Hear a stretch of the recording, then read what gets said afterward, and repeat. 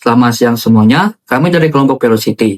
Pada kesempatan ini, kami akan memaparkan hasil analisis data dengan judul analisis dataset pasien kanker, kasus kematian akibat kanker paru-paru.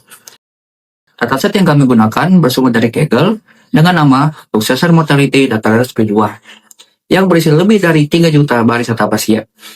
Proses analisis kami dilakukan menggunakan PySpark, yaitu library dari Apache Spark yang digunakan untuk mengolah data besar secara cepat tanpa paralel.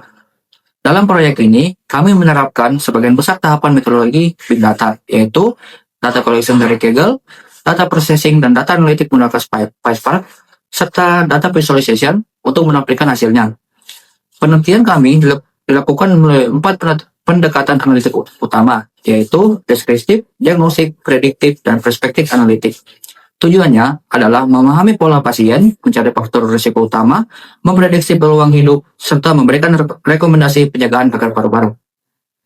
Baik, di sini kita masuk ke tahap deskriptif analitik, yaitu untuk mengetahui gambaran umum data pasien berdasarkan faktor seperti usia, BMI atau body mass index, hipertensi, dan status bertahan hidup. Hasil analisis menunjukkan bahwa rata-rata usia pasien adalah 55 tahun, dan sebagian besar memiliki BMI di atas normal. Selain itu, terlihat bahwa proporsi pasien yang tidak bertahan hidup lebih tinggi dibandingkan yang bertahan.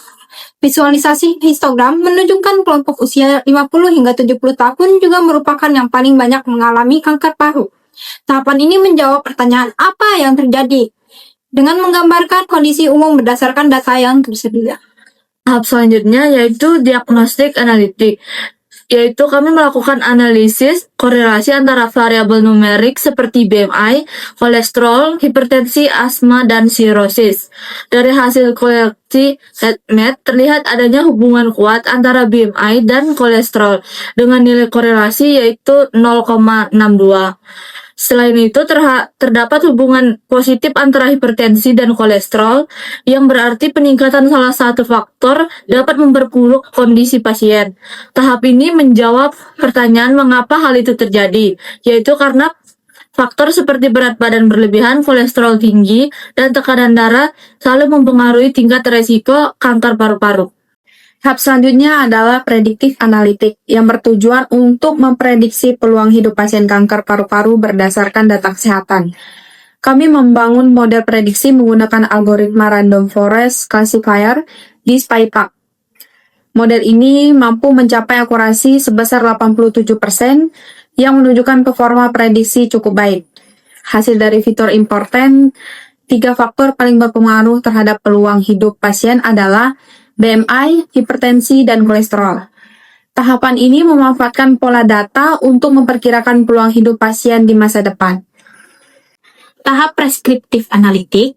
Tahap ini tidak menampilkan grafik karena fokusnya bukan pada data numerik, melainkan pada rekomendasi tindakan medis berdasarkan simulasi what if.